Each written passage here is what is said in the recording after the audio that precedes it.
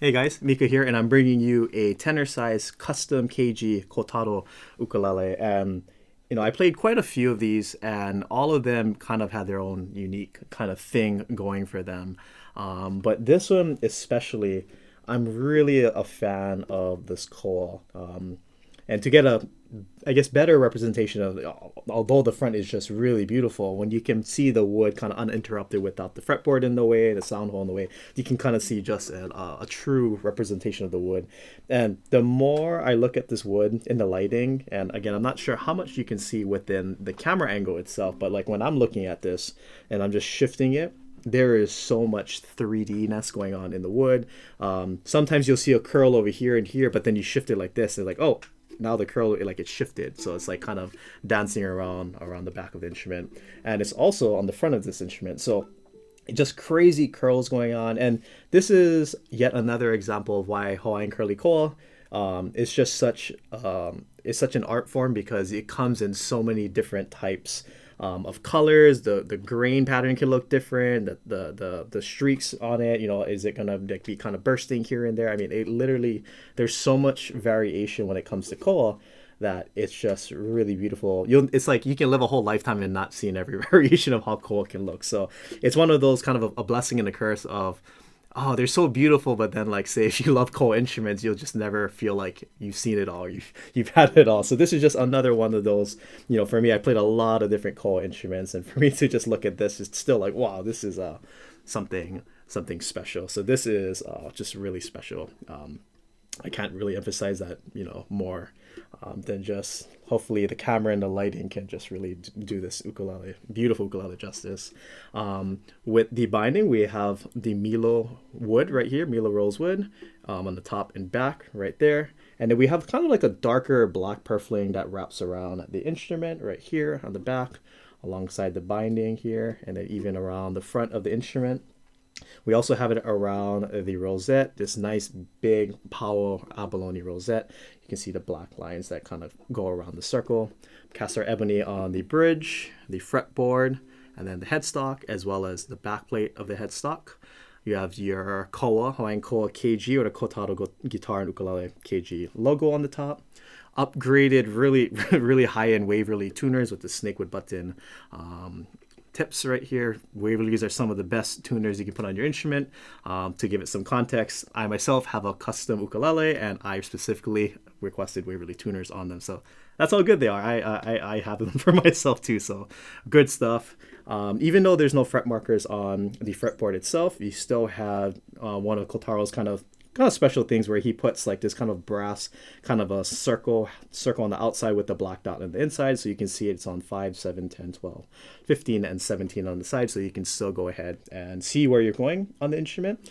And with this angle being shown, you can see that one of the cool things about the Kotaro ukuleles is that for his side port, rather than just cutting a circle or a side port, he goes ahead and puts this really cool nautilus kind of cowrie or seashell design right here on the side. So you can go ahead and get an accurate representation of what the instrument sounds like when you're playing it, because you cannot, unless you're a magician, you cannot be behind the instrument and in front of the instrument at the same time. So this allows you to hear that spillover, or you can hear the sound kind of hit your face. So you can hear, like if you're sitting in front of the instrument like this, like, oh wow, you can hear it while you're playing for yourself. And one really important aspect that I wanted to go ahead and cover on this ukulele is that Kotaro went ahead and pretty much have been kind of reshaping their neck per se, and essentially usually KGs that I played in the past usually kind of had a more rounder, slightly thicker neck, but on this one it seems to be more now on the thinner side. With just speaking from my experience, I kind of know like what's more the traditional shape of like what's on most ukuleles, which ones kind of lean on the thicker side and which kind of seem on the thinner side, and this definitely now has crossed into the thinner territory. So for here it doesn't come out a lot at all. Maybe you can see it better from this angle, but it kind of just quickly dips into the center right here. And even in the center, there's a slight flatness, so it's not like a completely rounded shape. You can feel like when I rub my finger like this, there's a flat part right here in the middle of the neck. So for me personally, not just in general, I like these kind of necks. If a neck is too thick, it might be a little difficult for me to place, but it just really depends on the anatomy of your hand.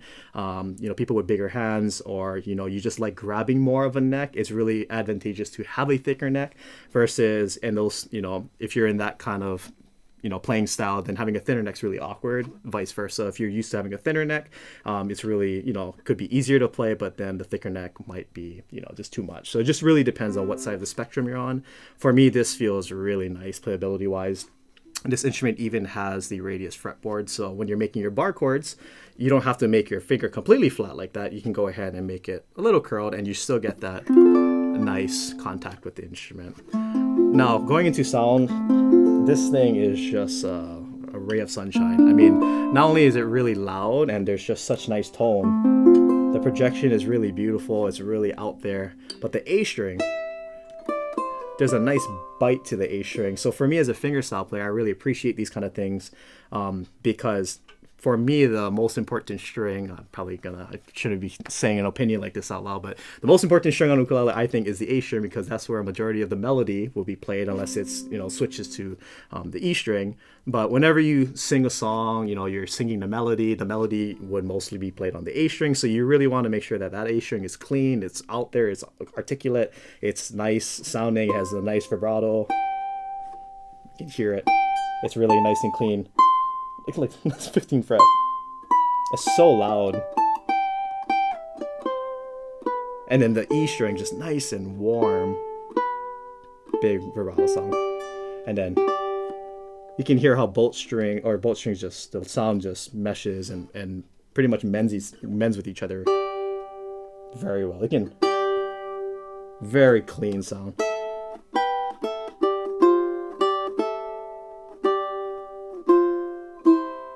Very clean sound. The middle, this G and the E string, really nice.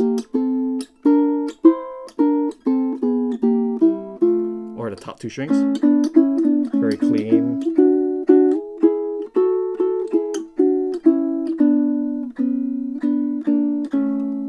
And then, speaking of harmonics,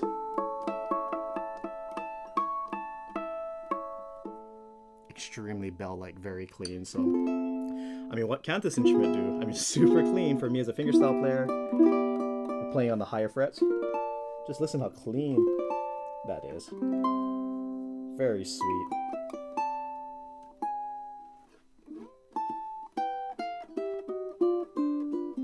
Oh, I know what I'm playing for my sound sample. So, before I get into that, even the strumming on this, because this instrument is nice and loud and there's a lot of projection, you don't need to dig into it unless you're, playing rock music or something, you want to do that. But for this instrument, there's just so much wonderful tone coming out of it that you don't need to, strum loud. You can be really soft. This is like me really holding back. But there's still so much projection happening with this instrument, so just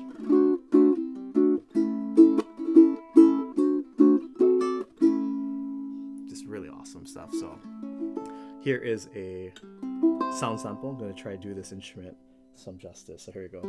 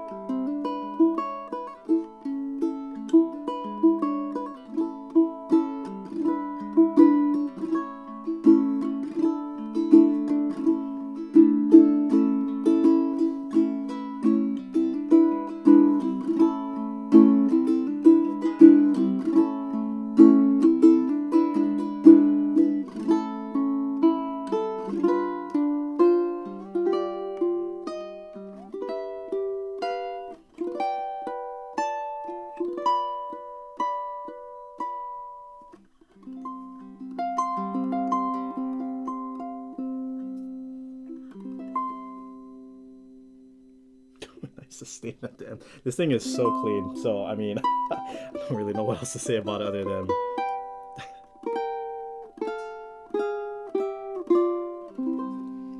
Let's go ahead and try to just do a strumming more in an isolated kind of setting. I kind of added some strumming with the Hi'ilavi that I played in there, but here we go.